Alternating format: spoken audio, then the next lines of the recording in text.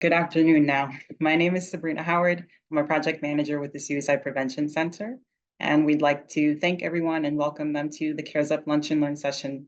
Today, we're excited to continue our series that focuses on support for uniformed personnel in high-stress environments. And so today, this session is titled Riding the Wave, Distress Tolerance, Skills, and Suicide Prevention. That will be led by Jen Meyers. And Jen is a mental health professional with an extensive experience in working with trauma-exposed populations. And so we're excited to welcome Jen to share her expertise with us on building practical coping strategies that help individuals manage overwhelming emotions and strengthen their resilience in both their professional and their personal lives. And she'll be guiding us through this interactive session on distress tolerance, the window of tolerance, and practical tools for first responders. And so please join me in welcoming Jen Meyers. Hey y'all, Sabrina, appreciate you so much for the introduction. And I appreciate all the CARES Up team. I'm excited, always thrilled to connect back with CARES Up as I got to support some of the strategic planning and conducted an environmental scan early on before CARES Up, before there was like a full CARES Up model and a full CARES Up website, those types of things. So I'm gonna tell you a little bit more about myself. One is that I actually graduated high school in Rome, New York. So I'm excited to connect back with New York people, but you'll notice I've taught myself to say y'all because I live in South Carolina. And the more I sound like someone who grew up in upstate, the more they tell me I need to move. So I just will say y'all to y'all. But just a little bit about me so that I think it helps understand where I'm coming from, what I know, what I do, those types of things. So I am a licensed professional counselor. I worked as a counselor for years and years with people across the age span, 3 years old up to 75 at one point in time, including with first responders, law enforcement, veterans. And I had the opportunity of growing up on military bases as my dad was in the Air Force. But I also, part of my role in life is to work for Education Development Center. We help lead the national consortium on preventing law enforcement suicide with the International Association of Chiefs of Police. We also create like post-traumatic growth trainings. We've created a free online resilience course. So that's part of what I do. I also work for this organization called Calm America and do counseling on access to lethal means. Just had the chance of training some National Guard soldiers to be able to train on lethal means safety, specifically as it relates to suicide prevention. And then I also just do these types of things. And I decided to focus my consulting and training on my own and call it What If Now. So part of What If Now for me is, what if I tried it right now, right? And so I would love for you, as we're talking about this, is if I mention a distress tolerance skill, try it. What if you did it now? What if that gut feeling said, hey, maybe I should reach out to that friend that's struggling? But what if I sent them a text and said, hey, how are you? Let's hang out, let's connect. What if I did that now instead of waiting or ignoring it? What if there's something bothering me, I went ahead and said that to someone right now? I need help, I need to talk, love to connect. What if I called a therapist now, right? Like what if we just stop the nagging or the things that tell us, our internal wisdom tells us the best ways to go? What if we went ahead and did that? And so that's part of what I was hoping for when I said kind of what if now in some way. So I'm going to walk through our journey together. Y'all know that even though I say y'all, I still talk fast. So if I'm talking fast, please slow me down. Sabrina's got permission, and anyone else really can unmute, speak up, ask questions, kind of let me know if there's something that you need along our time together today. But please type in the chat. I'll be doing my best to follow it as much as possible. Answer, have questions, comments, but also let's make it so we can learn from each other. So what we'll focus more on, I'm going to tell you a little bit more about my why. So have some introductory things in the beginning here. Some notes about emotion regulation and the window of tolerance. Kind of what is distress tolerance? And then I'll compare a bit of what's the difference between emotion regulation and distress tolerance. And then teach some distress tolerance skills. And my goal here, you might be wondering, my goal isn't just on the individual level. So I'm going to be focusing on distress tolerance skills so that you know what those are, can apply them on an individual level. But if you think about this across your organization and in the work you're doing for Cares Up, um, you might also think about how can we apply this into our standard day-to-day work. One, how can we educate people, like train them up, right? Train up in the model, but also how might we be able to integrate, like I just did a second ago, when those who are joining, I said, hey, feel your feet on the ground if you want, take a few deep breaths, let yourself kind of get into this moment. Can we build some of the skills we're talking about here, not just into our education, but into our starts of the day, into roll calls or into meetings, into some of our support groups, into our internal newsletters and those types of things. So I would love to hear about, ideas you have, things you're already doing, and learn from each other along the way. So y'all, today is 988 day. So it's 9/8, right? So it's 9/8 day and day to share more information about 9/88. I just want to share some resources because I know some people joining today are having awesome days and others who are struggling a little bit more. So I want to make sure that if you need something, reach out to things like 988. You can use it for yourself, for other people.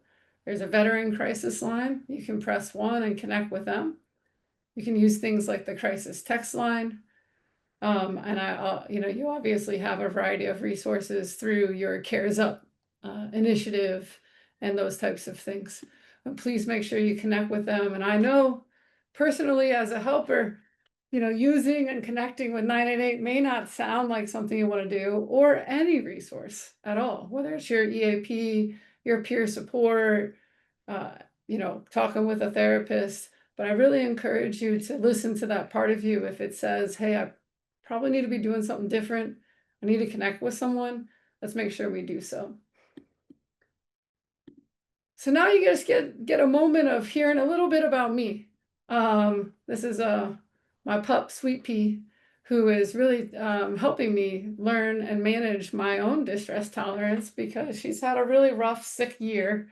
She's been sick all year. I didn't actually think she'd make it to September. So I've had quite the journey of riding out a lot of stress with her in lots of different ways. But that's not why I use this photo, just a more relaxed photo of me. But just a tad about me, I've been doing therapy for years as a therapist. And I'll tell you, therapists are similar to first responders and uniformed personnel in one way. We don't like saying the word help either. We don't like to reach out for help. We don't like to tell anyone what we have going on with us. People tell us. We don't tell them quite as much, or anyone else really in our world. In fact, a friend yesterday texted me and said, you're so hard to read. I'm surprised you're telling me this right now. I just told her something random that was going on in my life that was a little stressful because I just never do it. So as a therapist years ago, not all that long ago, probably though, maybe 10, 15 years ago, I think it's probably 15 at this point. I was actually working as a therapist, running suicide prevention work and struggling with my own suicidal thoughts. And I went to a therapist and tried to get my, help for what I was going through. She was a really bad therapist. I did not get what I needed. I had my field hockey ball in my hand, as my stress tool at that moment. I left my therapy session early, never didn't schedule another appointment, didn't go back, didn't get a follow-up phone call. And what I did for myself in that moment was I engaged in mindfulness because I knew it would help me at that time, even though I wasn't a mindfulness regular practitioner or teacher. And so I just put myself into a retreat in Spain for 8 days because, kind of a good change of pace. But that's part of why I like distress tolerance skills so much, is because I had to use them. When you're sitting in another country practicing mindfulness, you took a bus there, like the company kind of picked you up and took you to the retreat center. You can't really get out. So if you're sitting there struggling with life, having suicidal thoughts, you have to just ride the wave. You have to find a way through it. And that was what really helped transform me in my suicidal thinking that I'd experienced since I was really a teenager, actually. I've gone to numerous therapists. I've gotten great skills and some not so much. But one of the things that's helped me a ton in this, and I think I've experienced with other people in my life, doing therapy and doing work, is I didn't have to do anything in the moment. I could literally just tolerate the intensity of difficulties. And that's really what we're going to talk about today, and what I hope we can kind of all apply together in different ways. So let's start a little bit more onto, okay, what's distress tolerance and suicide prevention really got to do much with each other? So some of you might know, I don't know how many of you, feel free to type in the chat if you've heard of this suicidologist. He's kind of the founder of suicidology, and he would explain in a very, kind of overly simplified way, yet at the same time, understandable. I see some thumbs up happening here. Yeah, that suicide really happens when someone has intense, unbearable, unremitting psychological pain. This kind of psychic, this hurt, this anguish, this soreness, this aching leads to suicidal thinking or suicidal behaviors. And so if you think about this, if the pain just becomes so unbearable, someone might think it's really, I have to find a way out of this.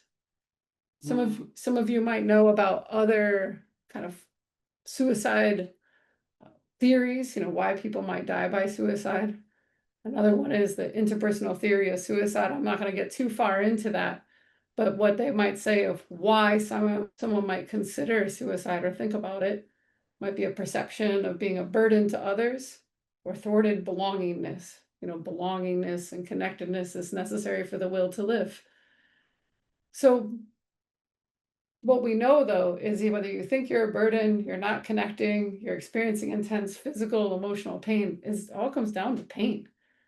Even if you feel like you're a burden or you're not connecting, if that's the theory behind this, it's with the intense pain is what really can contribute to these, to ongoing, chronic, or even episodic suicidal thinking and potentially suicidal behaviors. So it's why, I'm going to connect distress tolerance with suicide and suicide prevention, because if people can learn how to ride out and tolerate the most intense emotional pain, maybe then it becomes bearable. Maybe it remits a bit, where I mentioned riding the wave, that wave isn't so intense, and you're able to get through it in some way and potentially then have that suicidal crisis either pass and not act upon suicidal thoughts, or also maybe never even have suicidal thoughts, realizing that this too shall pass. So let's get into, I'm going to go into emotional regulation, just a tad about the window of tolerance, and then we'll get into distress tolerance. So I'm going to focus on emotion regulation because I think it's really important for us to look at both things, even though we're going to hone in a lot more on distress tolerance today. So I'm sure most of you have heard of emotion regulation. You got to do it to get your jobs done. If for those who are still in first responder or uniformed personnel roles. But emotion regulation is really the process of managing emotions to maintain balance. Emotions are integral to our human experience. They shape our reactions, our decisions, our overall well-being. And nothing's wrong with emotions, but the way we, can regulate them and experience and our ability to adapt to what's occurring really informs our well-being, helps us kind of move through this world. So what's emotion regulation? The process is by which we, influence our emotions, the way we have them, when we have them, and how we experience and express emotions. You can have strategies for emotion regulation that are, anticipatory, so before something's occurred, or strategies that are more post, right? So strategies related to the emotional response itself. We know emotions regulation is, sometimes it can be unconscious. It can be strategies people use to kind of cope through the day-to-day, adapt to the demands of our environment, can affect our physical, mental health, quality of life. Managing our emotions is really crucial to this. But emotion regulation also includes like addressing vulnerabilities to emotions, which might be thinking about, have I slept enough? Have I eaten enough? I'm guessing if I ask this group, have you gotten enough sleep in the past week? More days than not. I'm guessing the majority in this group might say probably not. If I look at the overall, that's something that we need to think about. That's kind of affects our ability to balance our emotions and manage and respond. So that is a piece of emotion regulation. And there are things we can do to kind of widen that bandwidth, not just in the moment and not just specific to kind of planning before a difficult event, but also just generally to build our capacity here. How many of y'all have heard of the window of tolerance? I'm guessing most of you, but I'm just going to check in. Anyone want to type in the chat or thumbs up if you've heard of the window of tolerance? I see a few in there, so I was going to say, I was guessing most of y'all have probably heard of this. So I'll just touch base on the window of tolerance. So that window of tolerance, I like to think of it as staying in the zone. That window of tolerance is really where we operate best. It's where we perform best. It's where we tend to feel grounded, flexible, curious, we're really present, and we're able to do what? Emotionally self-regulate, right? Maintain that emotional balance, manage through the stressors in our lives. And then you have this hyper arousal, this high energy, this anxiety, anger, overwhelm, hypervigilance, fight, flight, or chaotic responses when you're too aroused, you're activated, you're outside of that window of tolerance. Some of us are more prone to one way or another, kind of hyper arousal or hypo arousal outside of our window of tolerance. I'm more of a hyper arousal. And then others might get, when they're outside that window of tolerance, they might shut down, feel numb, feel depressed, freeze, shame, have more of a passive response. I think about this, there was a car accident. I was eating ice cream outside one day. I heard the sound of a car accident. I looked to the friend that I was with, that I had my dog with me at the time. I was like, hey, take my dog to the car. I'm gonna go see. And like take the dog to the car. It wasn't too hot, by the way, but take the dog to the car, leave those open kind of thing, come back, is what I meant. They never came back. They were like, no, I'm just taking the dog, staying safe, right? So that hypoarousal versus that like activating response in some way. But I think about this also, I had the opportunity of studying under George Mumford, talk about books to read. George Mumford taught Phil Jackson, Kobe Bryant, the mindfulness strategies of staying in the zone, staying in this not just window of tolerance, but I think of it as a window of really ability to function, perform, excel, make good decisions, respond tactically, have all of those things in here. So we need both what? Emotion regulation to be in a window of tolerance, but we also need distress tolerance to stay in that window of tolerance. So let's talk a little bit more about distress tolerance skills. Guessing also most of you have heard of distress tolerance skills, but I'll dive into them in more depth here. So distress tolerance is the ability to withstand negative emotions. So to withstand it. You aren't fixing it. You aren't problem solving. You aren't trying to change the way you necessarily think about it directly. So you're not applying some of those cognitive behavioral things. There may be times you apply things like that, but we're not talking about making a problem better or different. We're really talking about just tolerating the intensity of the emotions. I think of it as like kind of being emotionally on fire without doing a couple things. We're talking about making it through crisis situations without making it worse. And when it says crisis situations here, I'm not talking about what you might respond to in a crisis. If you're, a dispatch or telecommunicator, corrections, fire, those kind of things. Talking about actually making it through yourself without making it worse. Marley, did you have something you want to add? I saw there was an unmute there. Did you want to say anything?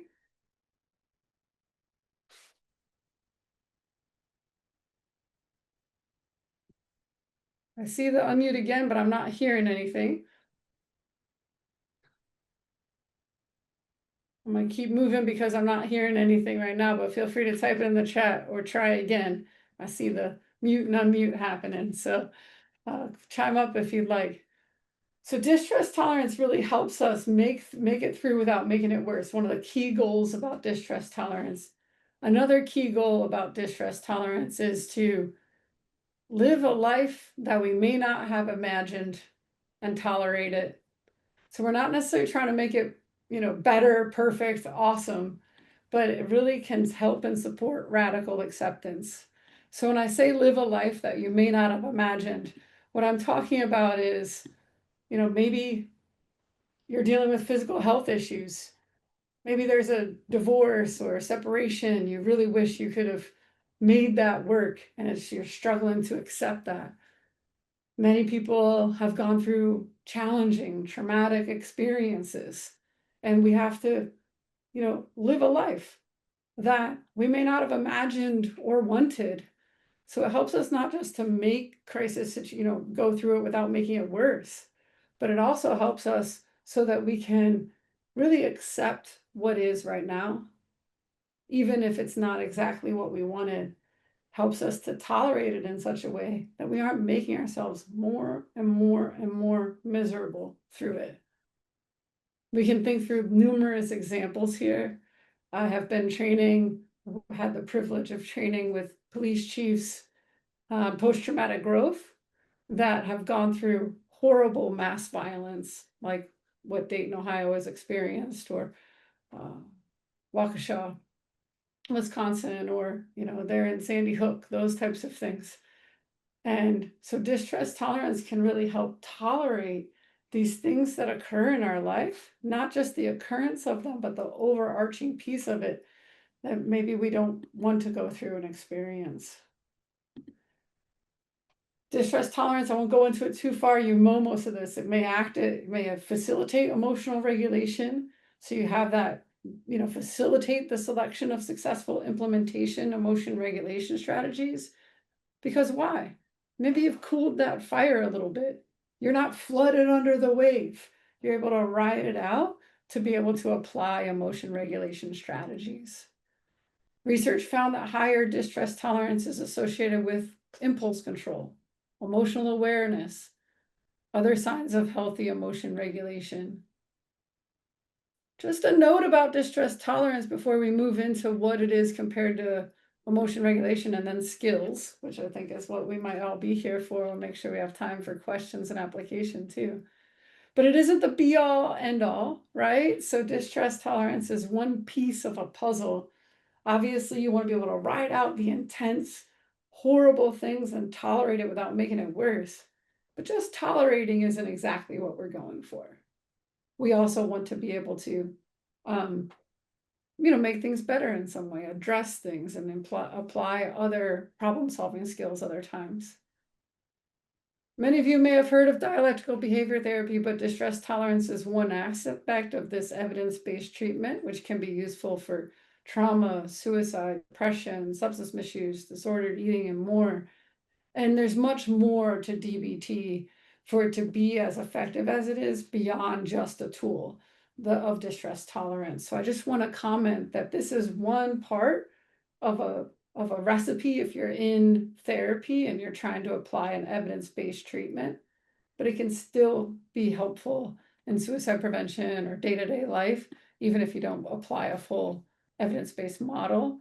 But those of you who might be struggling, or if you know someone in your agencies, or even think about policy and procedure, having someone you can refer to who can apply a full evidence-based distress tolerance treatment, especially in a competent way with uniformed personnel, might be really helpful.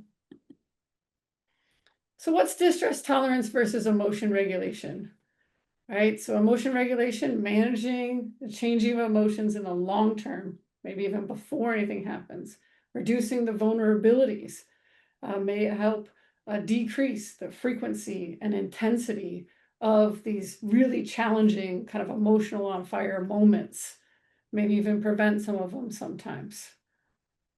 So distress tolerance can be used to build resilience and build that emotional regulation and build resilience and emotional well-being. Whereas distress tolerance, it can help build resilience and emotional well-being, but it's really focused much more on the crisis, that intense emotional pain, to prevent any worsening of the situation. So if you kind of think about it as distress tolerance is enduring the storm, emotion regulation is about building that stronger, more weather-resistant home so you don't get hit by the storm as often or as hard. So what are distress tolerance skills? You know, if we think about distress tolerance skills and suicide prevention, I put this up here because there's a quote I really like. It says the light at the end of the tunnel isn't an illusion, the tunnel is. And sometimes when we're sitting with such an intense moment, our brains can actually go into, it's called cognitive constriction. We can really be tunnel visioned and how horrible something is. And we need to tolerate that distress to realize, oh, actually in the moment it feels absolutely horrible and the worst, and there's no way out of it. But reality is the tunnel actually isn't, you know, the light isn't the illusion, the tunnel is, it's actually much wider, much more expansive than what it actually is. So I'm curious, before I go into the next slide of distress tolerance skills, you know what they are. I'm wondering if you want to just have kind of a blitz in the chat of any distress tolerance skills y'all might be applying, because I'm guessing some of you know them. I'll go through some other ones. But anything anyone wants to share, just ideas you have related to tolerating distress, not trying to solve it, just trying to get through the moment. I'll type them in the chat.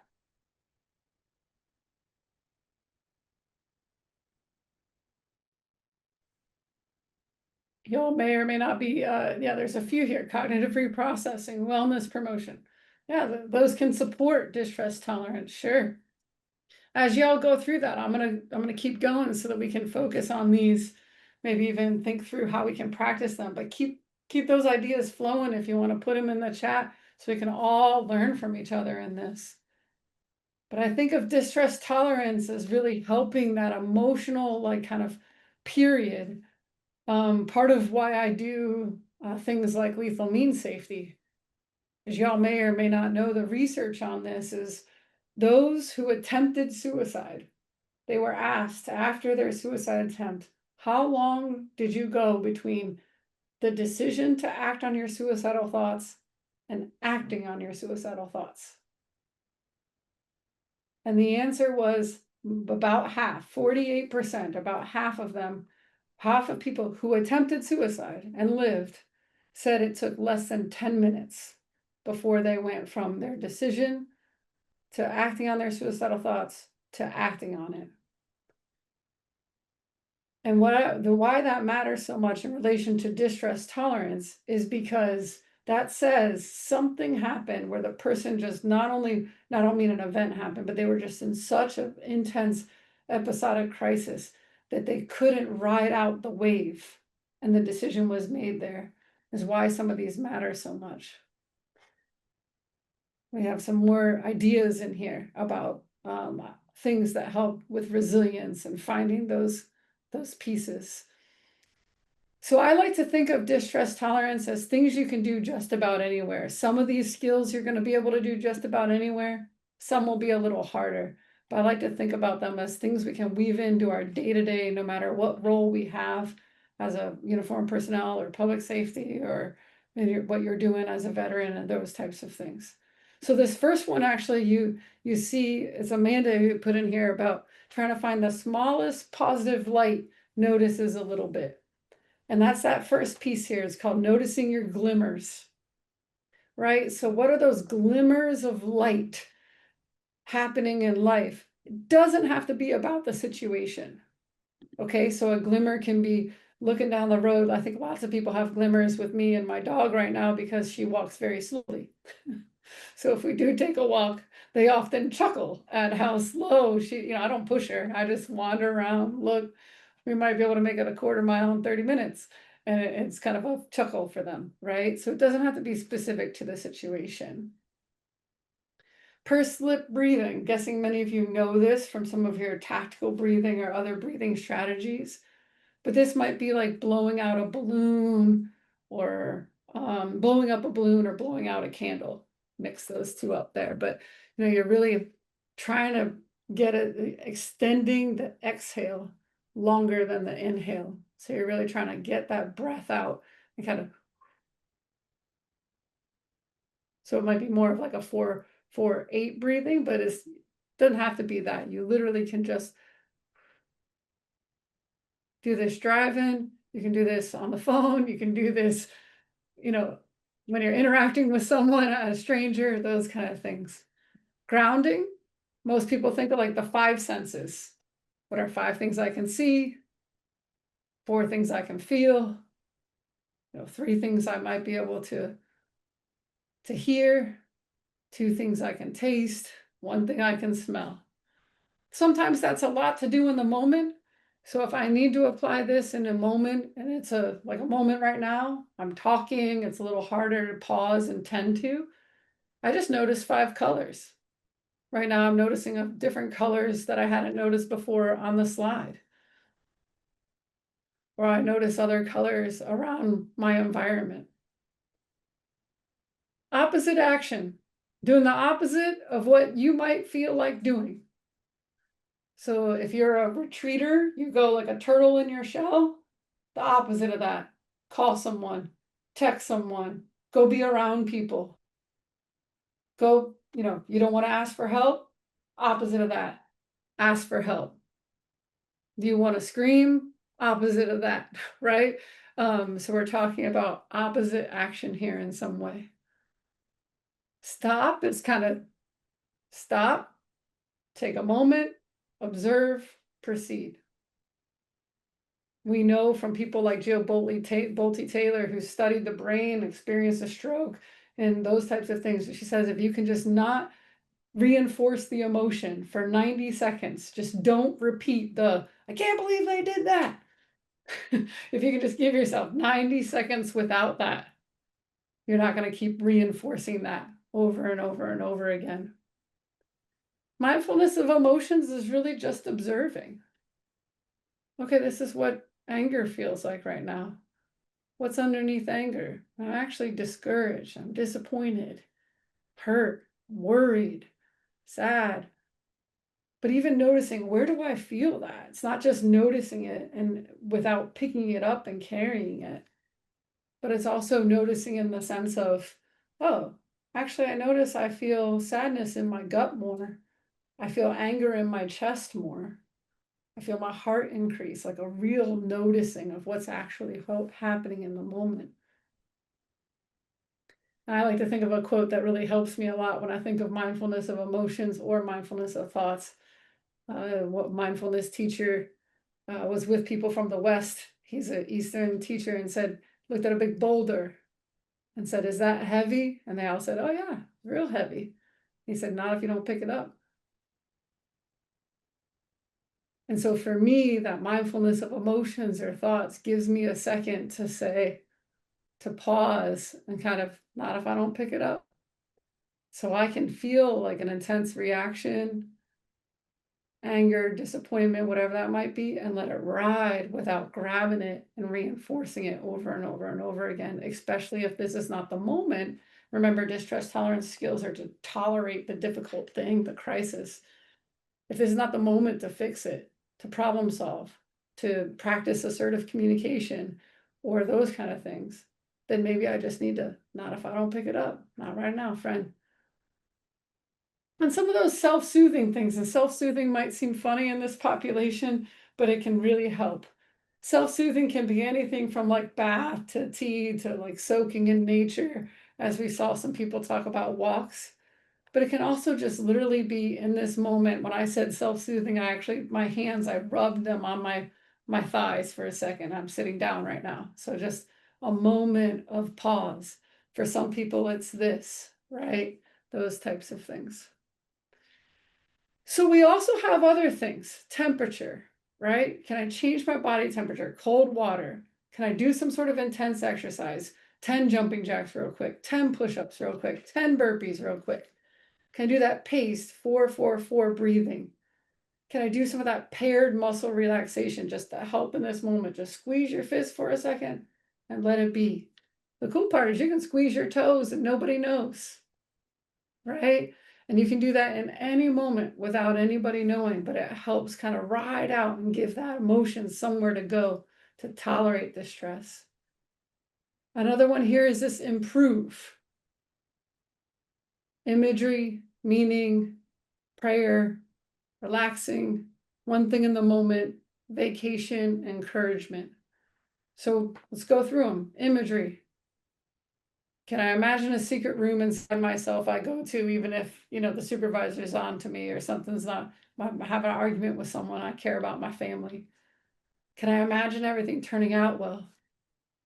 Can I imagine a time I dealt with this before or a happy time and then imagine myself in that again to kind of have that balance and help me ride out that this isn't the tunnel's not here. There's other times I've been through this.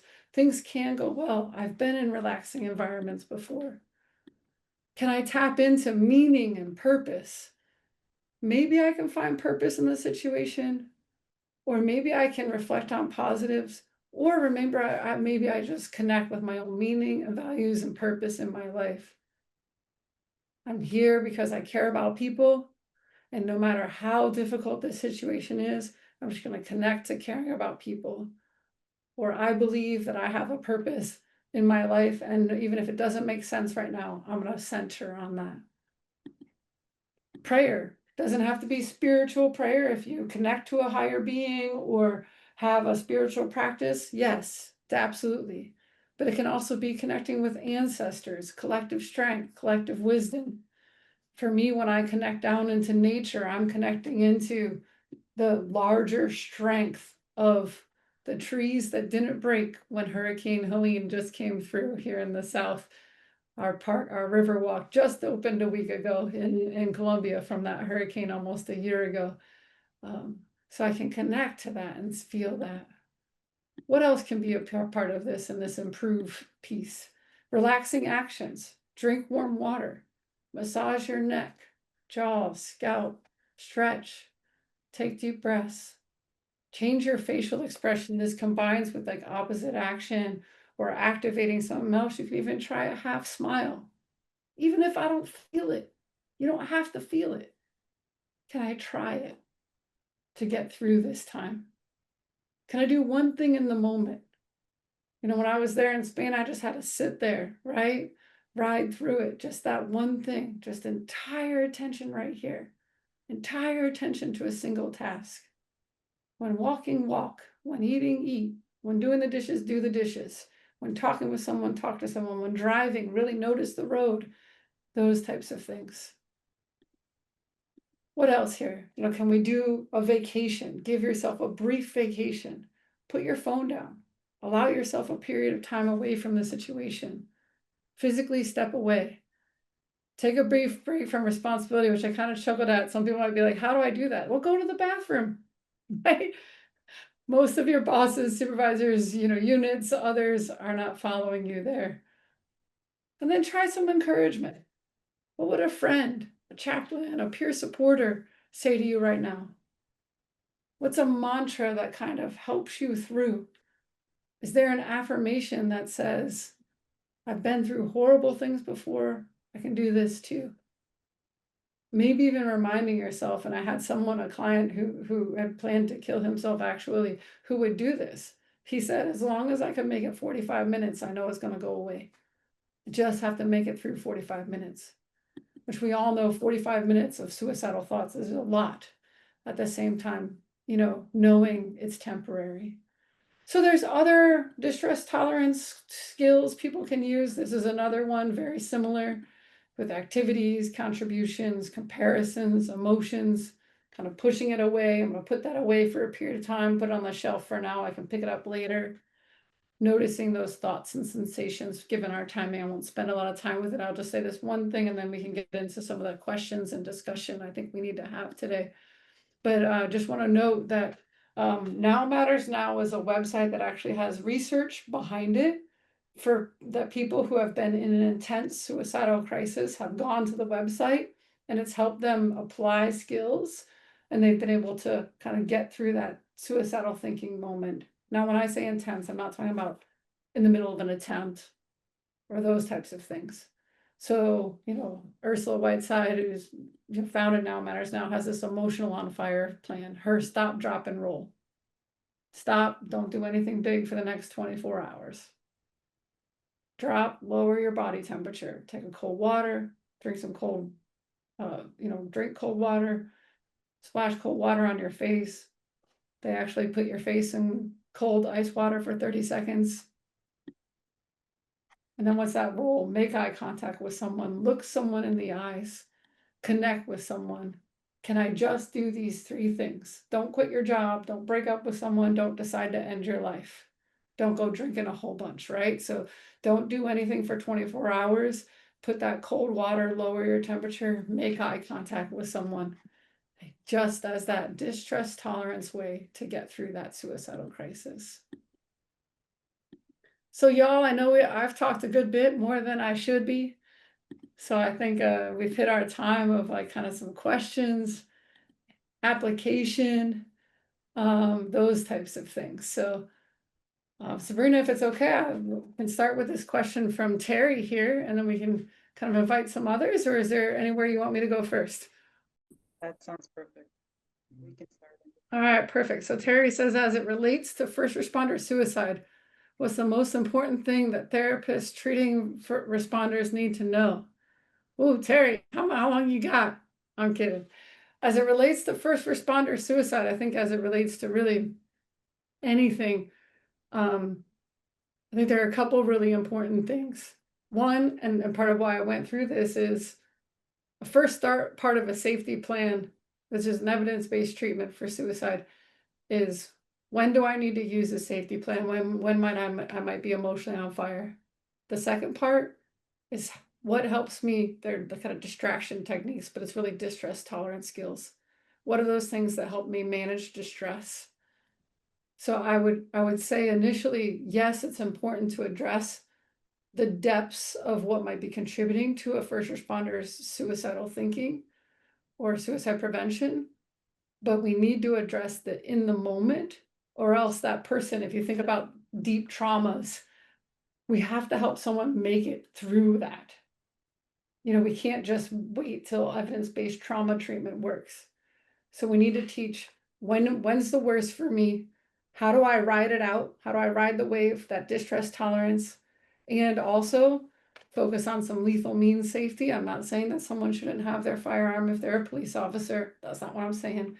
I'm saying working with someone collaboratively so that if they're in that moment and they make a decision and they have 10 minutes where they're acting on their suicidal thoughts, there's some time and space for them to kind of pause long enough to tap into that part of them that wants to live. I could probably go much longer than this. I do think it's important to use evidence-based treatments where appropriate.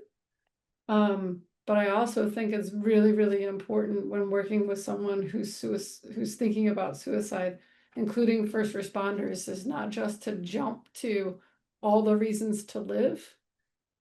I think for anyone in a suicidal crisis, including first responders, you need to hear the depths of their despair. We need to give as much attention to the person's internal, what's keeping them going, as much as we need to give attention to what's kind of fueling that depth of despair, and be able to address those things together. I think sometimes therapists, because they're so anxious themselves about someone dying, they jump to why do you want to live? And they jump to like safety planning first before really doing a full assessment to know, did that person sit with their gun last night? And if so, what do I need to do to make sure they don't do it today again too? Terry, you're welcome to unmute. Others are welcome to unmute and ask questions. I think there's probably a lot more to that question. It's hard for me to pick a one most important thing.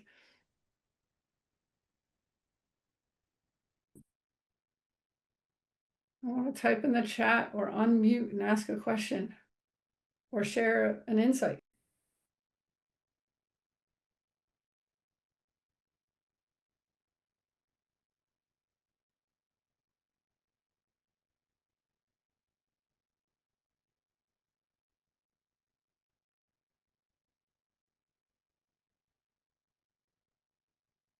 they're all practicing distress tolerance skills. Sabrina, the Cares Up team told me that y'all were really active last week. Something's going on this week. And anyone have anything else they want to share, add? I think the other thing is even to think about how might you apply something like this in yourself or your agency. So if you'd like, you're welcome to type in the chat like one application for yourself or your organization, your agency, your peer support group, or unmute and share with others. I think it's always helpful to learn from each other. Nadine, go ahead. I was gonna ask, one of the key aspects of CARES Up is changing that organizational model, right? So what are some things leadership could do to infuse distress tolerance into an average day? Yeah, I mean, I think if you have, depending on the organization, I think you can have like bring it into your roll call, bring it into the, you know, the kitchen in the firehouse, you know, whatever it might be. Where can we apply this? I also think that this can be something that's done, you know, just you say hello, you take 3 deep breaths, right? Like, I mean, not hello, obviously, but you're answering that crisis call. You take 3 deep breaths. You're hopping in your car, you're gonna in the truck, whatever it might be, you're gonna feel these things and kind of teach it and integrate it. I also think supervisors and leaders can apply this in the sense that they share what they've done. They ask other people's to share, but also you can usually tell if someone's like really struggling, maybe they feel corrected or the community's asking a question and you can tell they're struggling with responding appropriately. You might just say, you know what, why don't we just take a moment right now? Just stop, take a step back, observe what's going on. You can pick some way to calm, go splash some water on your face. Let's pick it back up again in a minute. Why not? Why not say that to each other? Absolutely. Thank you. You can do this in the gym also. I mean, these are all things you can practice at different times, you know. What trainings to suggest for non-clinical helpers? There's a beautiful, beautiful skills and trainings and videos on that Now Matter Now site. There's a variety of others. I was just telling Sabrina, I'm trained in tactical brain training, which is mindfulness for first responders, but not mindfulness as in like woo-woo. It literally is like, when am I hungry? Can I be aware of myself in the present moment enough to notice I'm hungry? So that's called tactical brain training. You're welcome to check that out. You know, either on my website or others. I'll do the best I can, try and put some links in here, but I also want to, oh, okay. Perfect. It looks like Dennis just shared some of that experience with mindfulness. Other I questions? see that a participant asked, what trainings do you suggest for non-clinical helpers, like peer support officers? Yeah, that's what I was thinking with like the tactical brain training is one option with that. And then I do think there are a variety of brief videos and trainings that you can access with the Now Matters Now site. And we actually created, it's for police primarily, but it applies for everyone, but it's a resilience, a roadmap to resilience. It's a free online course through the International Association of Chiefs of Police. You just have to log in. So you have to create an account, but you don't have to pay anything. And that's on their learning management system. And so that has some additional tools on there. And it also has some brief videos like about how do I kind of downshift off of, you know, go from shift to off of shift. And those 3 to 6 minute videos can be used anytime. Like you can attach them to a newsletter. You can use them at a wellness event. You can use them at really an event that's unrelated to wellness. So that might be another tool. Trying to think of how I can share without going too far. Yep. So I knew as soon as I try and exit my slideshow, what I'll do is I'll get some of those links to the Cares Up team, so that y'all have them. Hi, Jen. I just wanted to share something that's helped me. Can you hear me okay? Got you. Okay. I had a daughter that was diagnosed with ADHD like 6 years ago. So I've done a lot of research in that area. And I think that the emotional regulation part is super interesting and really helpful. And even some of the tips and tactics that you use in parenting kids of ADHD, I think can be really helpful, especially from like a leadership perspective. Just recognizing the emotions even in yourself and in other people, and you can't have emotionally regulated children if you aren't emotionally regulated yourself. And I think that that's helped me a lot, and I'd love to be able to figure out a better way to kind of share that with, employees and the leadership too. But that's not something that's ever really been talked about too much, in this field. Yeah, I didn't get into that very much myself, but there's co-regulation between people and among groups. And so you think about as an organization or as a system, can we co-regulate with each other? Right? So if one person is really hyper aroused, how many other people join in and go like, yeah, that shouldn't have happened? And that's not co-regulation.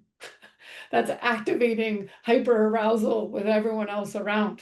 And leaders can do this, responders can do it, command can do this, dispatch, anyone else around. So we can co-regulate together.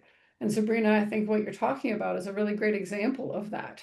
Right. And we all can think of those who are those super chill people when they're just calming for everyone around them. And that's something that we can think about more, how to do this, how can we co-regulate with each other?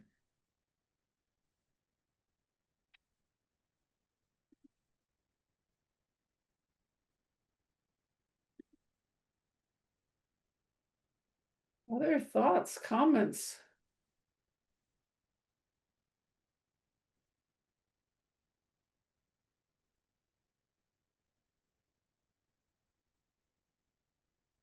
I'll put some links here in the chat.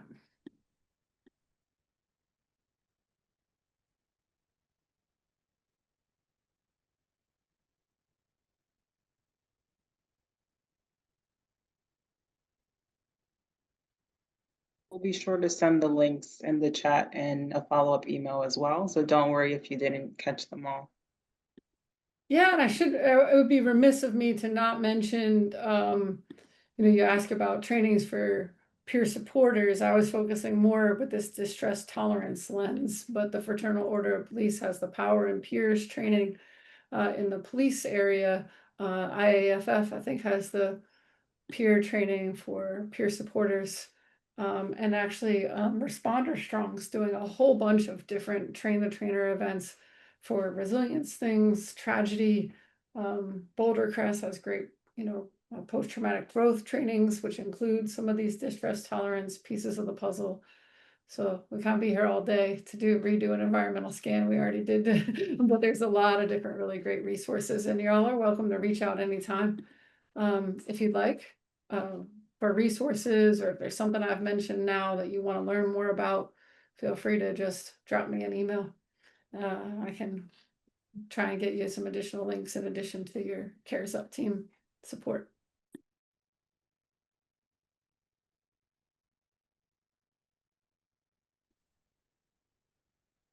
Thank you so much, Jen, for sharing your expertise with us today. And thank you to everyone who's joined.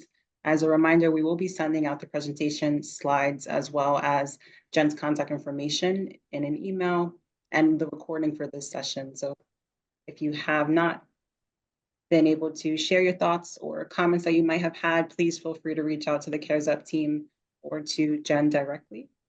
We also have a survey that we like to put in the chat. If you have a couple of moments to fill it out, it would be extremely helpful. Your feedback does help us plan future sessions like this. Our next Lunch and Learn will be on September 18th. That's a Monday at 1 p.m. We're focusing on companion dogs for facilities. And so we hope to see you there. Thank you so much for joining us today, and we hope you have a great rest of your week.